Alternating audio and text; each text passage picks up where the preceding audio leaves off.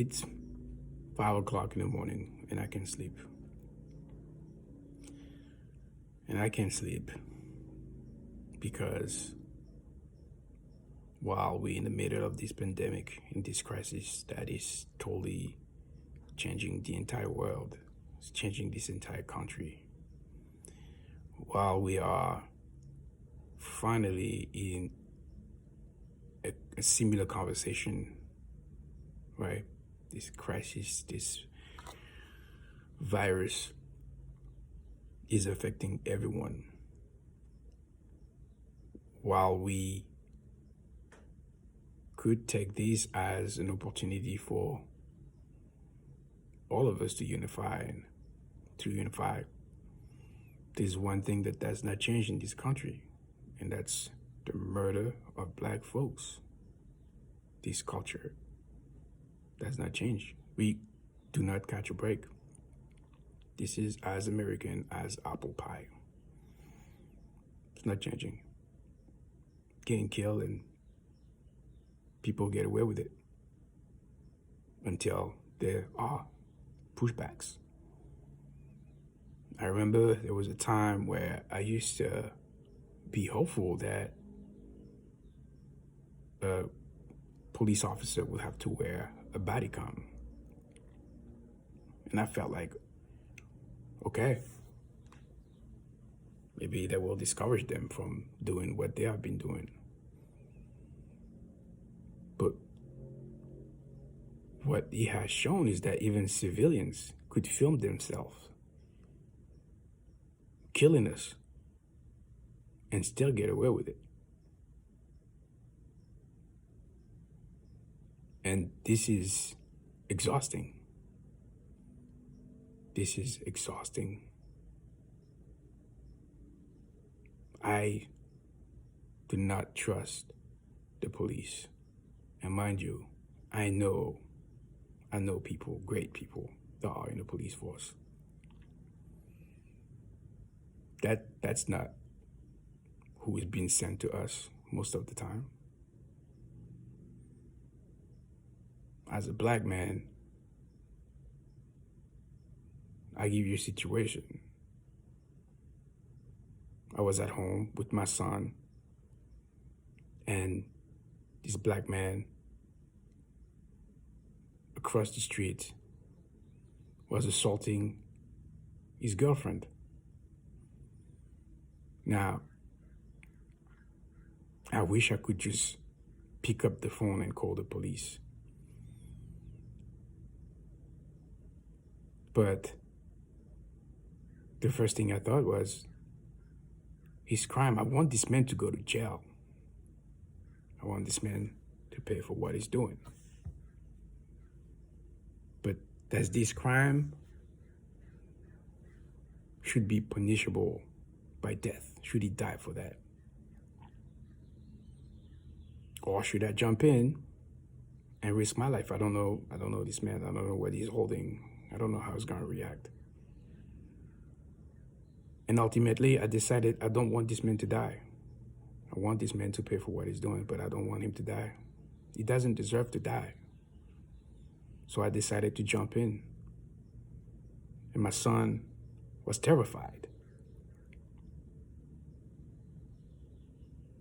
And that's the conflict. This is the things that we have to think about, and it's not fair.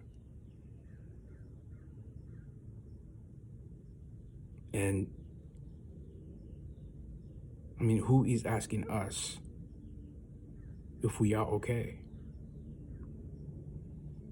We asking each other if we okay during this time of crisis, because we are all going through it.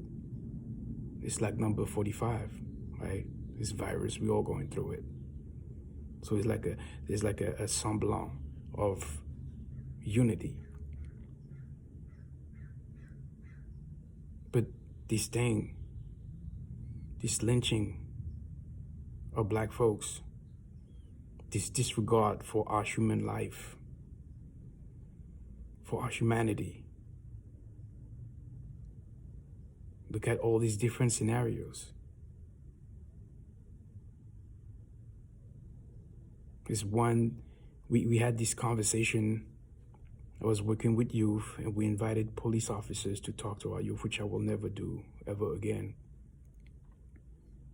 And this white police officer and this black police officer, showed up. And this white police officer, which I expect from, his suggestion to avoid us being killed, just telling our youth, is comply. You should comply. The officer tells you to do something, just do it. That's expected. But then this brother was basically telling us that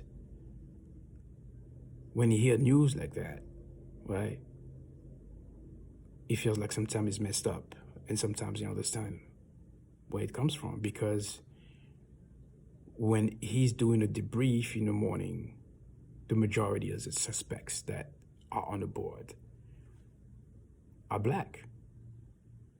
And my question was, so what does that mean? Because someone fits the profile, that means that he deserves to die? We don't get the courtesy of, asking this question like everybody else get. Look at all these different scenarios. Black men jogging, black woman in her sleep. There's no compliance or anything like that. It's just being black.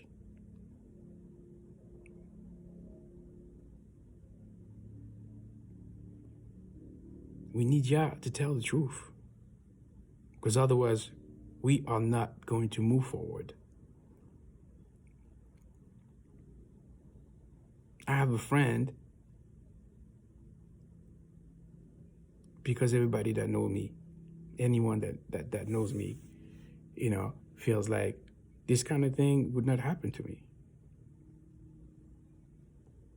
So he asked me, well, would that ever happen to you? Do you get pulled over by cops, right? This person is not black, evidently. And I'm like, this is such an ignorant question, right? I mean, that person could not know. That person could not know that one day I picked up my best friend's mother that was visiting from France. This older black woman. And driving a few blocks, we stopped at this supermarket. And as it turned out, these cops were following us. So I come out of the car and surprised to find these two cops, guns, hands on guns, right? Asking me for my license and registration. And I'm not confused. I'm just, kind of surprised, It felt like a bit of an ambush. But my friends coming from France kind of is wondering what's going on. So she tried to open the door, and the cop just yelled at her. He just yelled at her and slammed the door and told her to stay in the car. And I had to turn around, look at her, and say, I'm sorry, welcome to America. This is the kind of shit that we have to live with.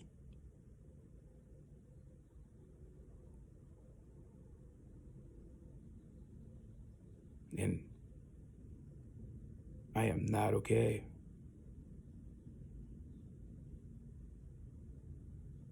And I'm asking you, black folks,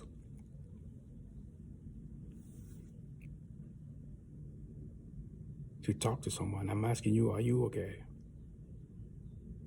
Because if they won't ask us, we need to ask each other.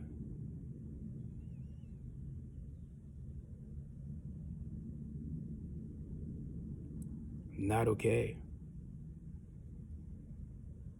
I'm a father of two black children,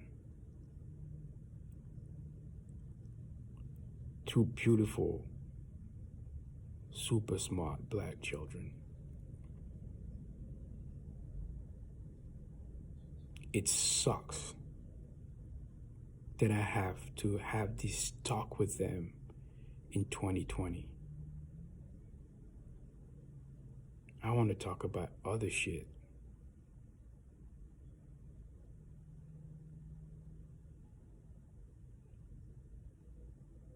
It's horrible.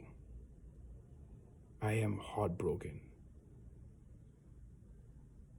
And I want this to change.